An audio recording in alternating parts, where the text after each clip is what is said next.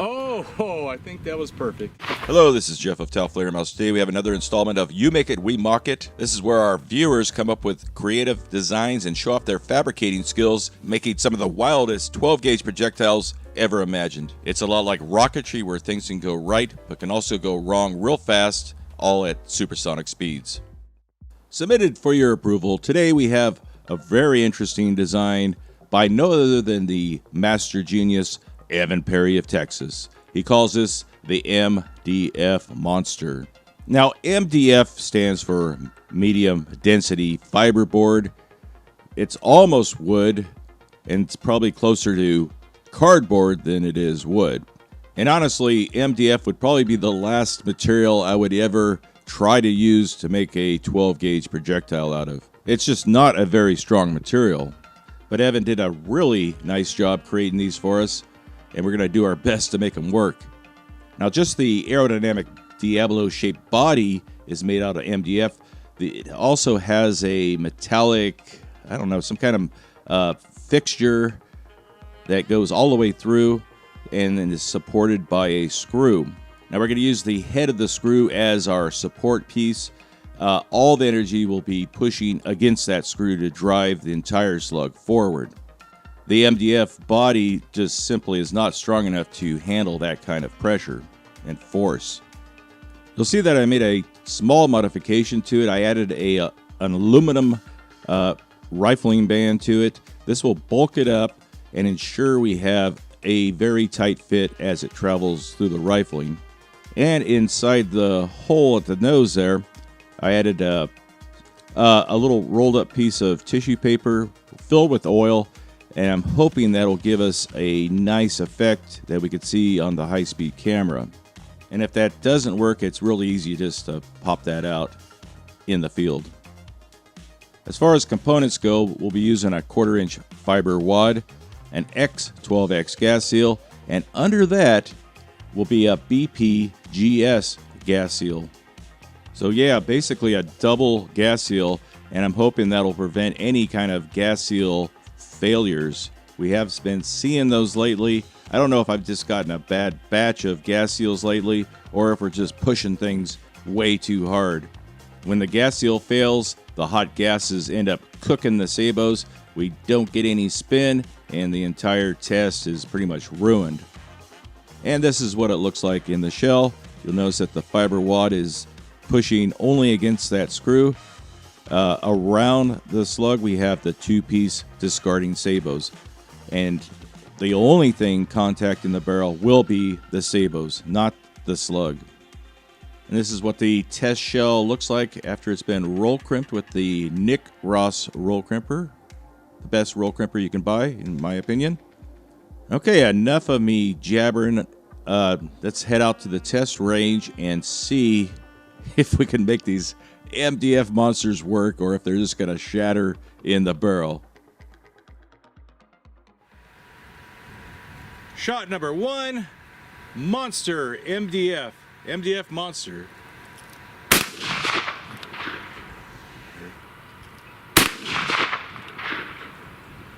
The high-speed camera is set up to view the entire flight to see if we can see any anomalies, and here is one right there.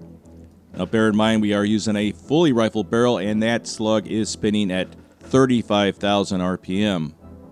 The slug actually performed quite well despite the minor failure near the end there. The high rotational speeds caused the tail of the slug to disintegrate. But despite that, the accuracy was still pretty good. The velocity was 1,721 feet per second.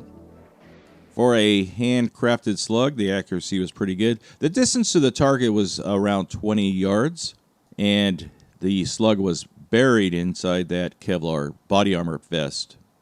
The slug is mostly recognizable. We're just missing that little bit of the tail piece there. That is kind of a weak point there. But I'm kind of impressed that it didn't just completely shatter when we shot it, because we were using a maximum powder charge on this thing to get it moving. And after traveling at over Mach 1.5, I'm surprised there's anything left of this slug. By the way, we are at 20 yards away, respectable distance. at 60 feet, about 19 meters. Okay, we're shooting at the wet catalogs, right at the center.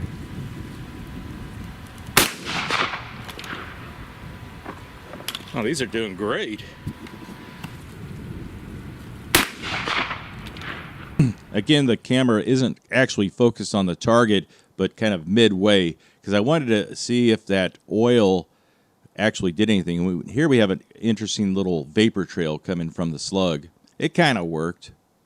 Sometimes those effects look really cool. Sometimes it's kind of mediocre, but hey, we got to try and make things look cool sometimes.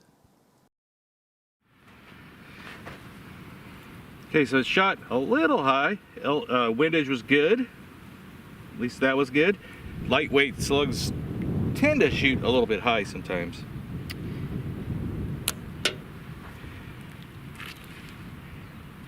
It's about 2.5 inches. Another 2 inches. Still going. Still going.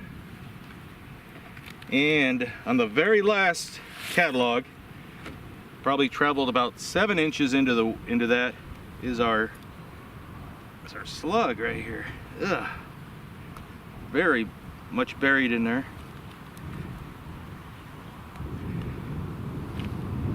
That's interesting. It completely stripped off the wood.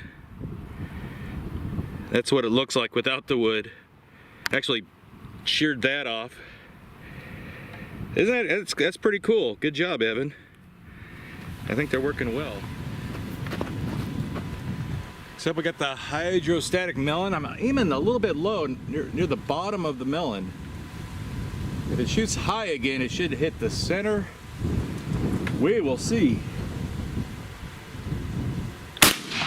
Oh, I think that was perfect.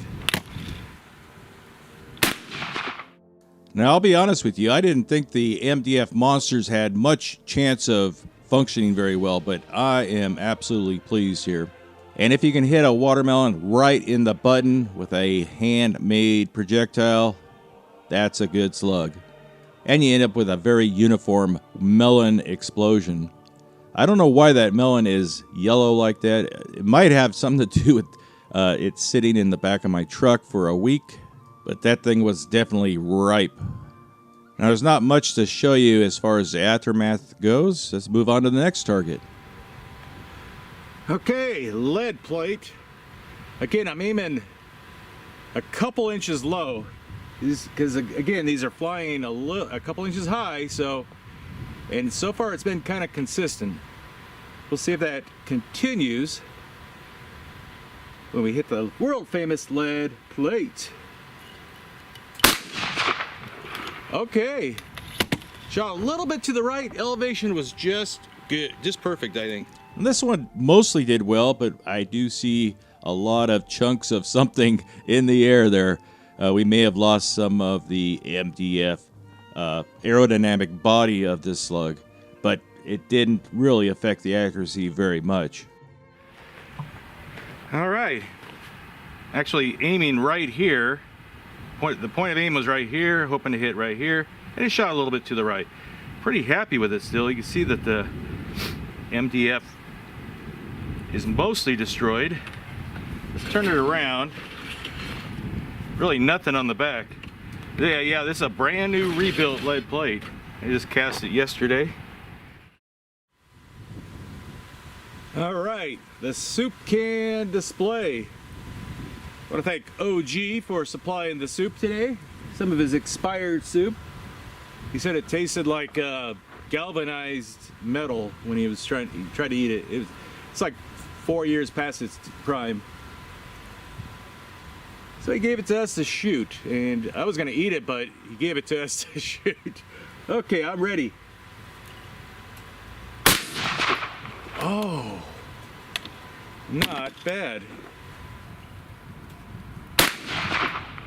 Now, in regards to Evan slugs, often I don't give them much chance of working for some reason, and every single time it proves me wrong. Evan designed some really well made slugs, and these things were working great. I was wanting to hit the center can, and we definitely hit the center can. So luckily a lot of soup survived today. Only one can was actually destroyed. But again, that is very good accuracy for a handcrafted slug. All right, a viewer last week asked, why don't you shoot computer hard drives anymore? And it's like, okay, we'll shoot a computer hard drive. That's what you get when you read the comments from our viewers. Great suggestions. So again, I'm using about a 2-inch hold under, 1.5 to 2 inch hold under, aiming below where I want to hit, and I seem to be getting consistent shots that way. So let's see if this is an even smaller target, folks, so we'll see if my luck holds out. Ha! It held out. Ha! Now we had really no anomalies going on with this one. The slug held together fine, and just hitting that little hard drive at 20 yards is quite a feat. Now, it wouldn't be difficult to hit with a factory slug, of course, but remember, these things are handcrafted, and there are slight variations from one slug to the other. They're not all exactly the same. So I was aiming about here, so it shot a little to the right and a little bit, just a little high. But, you know, sometimes it's hitting it is half the battle with a handcrafted projectile like that. So nice big old hole through that. This is all like stainless steel and cast aluminum, and you know, I got some circuit board there. Did a really nice job blowing right through that thing. For a really light projectile, that's pretty good. Okay, we got the Taoflator head. He's got his super safety goggles on. Okay, this ought to be good if I can hit it. Oh yeah, oh yeah. Another well-performing slug on the Taoflator head. Medic! The Taoflator head has a water bottle inside that contains dye and also dish soap. This gives it a slight delay so that we can see the slug pass through, but then we get the reaction a millisecond after that. I started making my own heads last year because those ballistic heads that most people shoot are very expensive, and I couldn't afford doing that. So I hit right here, just below his goggles. Mangled his goggles all up. I guess we can fix that. And you can see a trace going through and exiting here.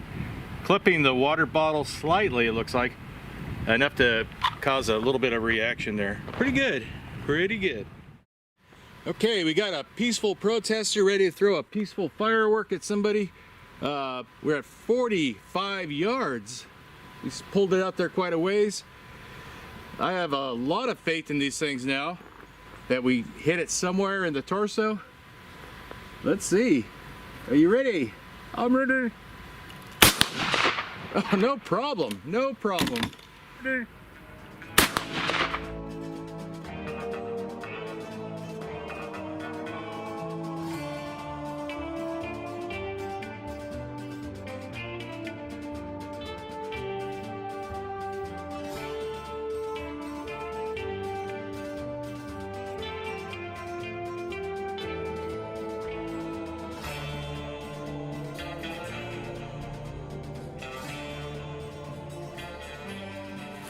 Okay, on that shot I was aiming about right here, drifted way up here, went right into his armpit. Could have possibly taken the arm off like that and then exited right there. So not bad. I mean, 50 yards, maybe still hit it. Anything further than that, maybe not. But for a handcrafted 12 gauge slug, I'm pretty impressed with these things. They were fun because we were hitting everything Not one single one missed. Placement was a little bit off here and there, but man, good job, Evan. I'm happy with the results. Anyway, if you made it this far in the video, we hope you enjoyed it. Always appreciate if you give it a thumbs up too. But thank you very much, Evan. We'll see you next time, and thank you for watching.